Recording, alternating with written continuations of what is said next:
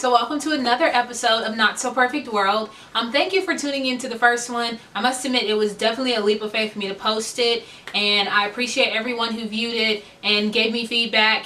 It was very necessary and I learned a lot from it. Now, let's dive right into episode 2, which is going to deal with long distance relationships.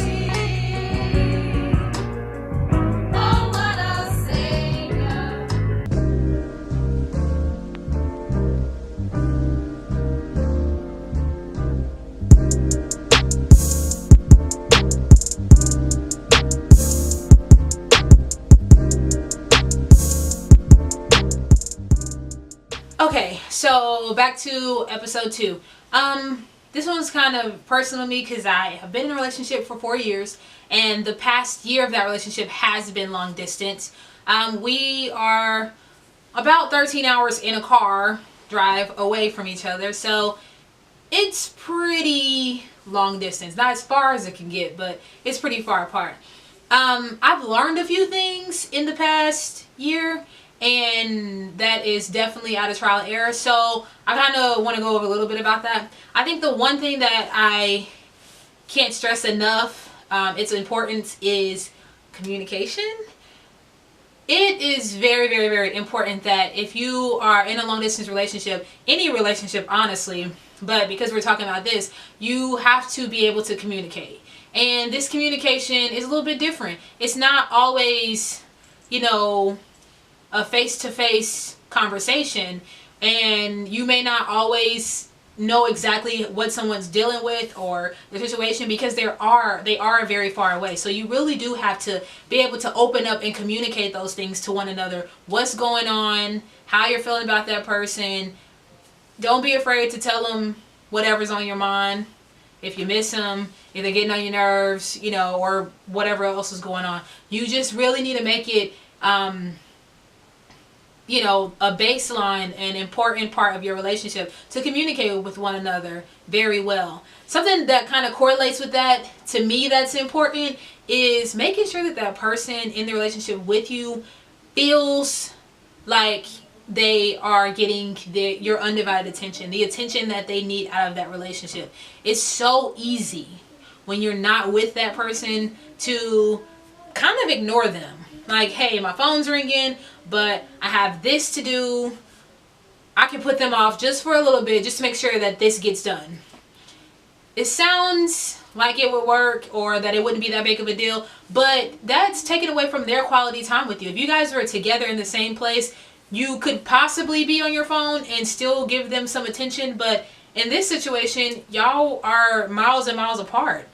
So it's really important that you do answer those phone calls, set certain times to talk to each other, make sure that when you are visiting that you're spending quality time with that person. I know for me, the quality time aspect is very important, and when I do visit, it can be very difficult to get that quality time because my boyfriend has a son, and once I'm there, I want to spend time with both of them.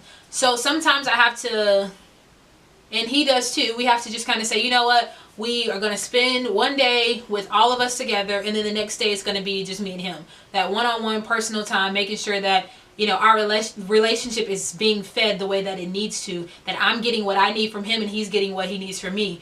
We just have to spend that quality time, whatever it is that you guys like to do. If you like to go out, go out. If you like to stay at home and watch movies, do that. But make sure you're getting that one-on-one time with each other when you do have the privilege to see each other. Another thing that affects you when you're in a long distance relationship, to me more than if you are in the same place, is the financial aspects of it. I know that we spend, I think the cheapest we've ever spent on a flight is probably about $350, and that's not including me or in him going out to eat or entertainment while I'm there. And you really have to be conscious and cautious of your spending, because to me, I'm thinking in the back of my mind, we could have been on a whole vacation with this one visit this month. And for us, I'm going almost once a month. So if you think about all the money you're spending, that's a lot of money. I know we really have to think about our budget and what we're going to do when I'm there to cut back on it. You just can't I mean, because you want to spend that time, you're trying to squish everything that you want to do into a short amount of time. Money does seem to fly away a little bit quicker than it would if we were in the same place. But with all of that being said, it's just really important in a long distance relationship to know what works for you, and be honest with that other person about what you need and how that's going to affect, your relationship. For me and my boyfriend, we're just boyfriend and girlfriend, but our generation seems to be into long distance relationships a little more often than I've seen in past generations. I know me personally, in my own circle, I can name at least 7 couples that are long distance. So it's something that we're definitely learning to live with, whether it's because, careers are in different states and you want to be able to advance your career and have a relationship and not have to give up one for the other, or just for the simple fact that, I don't know, you guys were born and raised in 2 different places and you go home after college, and that's just the current situation. But make it a priority, make that person feel important, and be sure that you find what works for your relationship. You can ask for advice, you can do what other people do, but ultimately you are in a situation to where you are trying to figure out by trial and error what is going to work for you and that other person. If they are that important to you and you do want to be with them, figure out a way to make it work. And long distance won't last forever. For the most part, it is a temporary circumstance, and you eventually will be able to readjust your living situation so that you guys can hopefully be in the same place, with the ultimate goal of whatever you would like to be: married, engaged, I don't know, common law marriage, whatever works for you. But that is all I have for this episode of Not So Perfect World.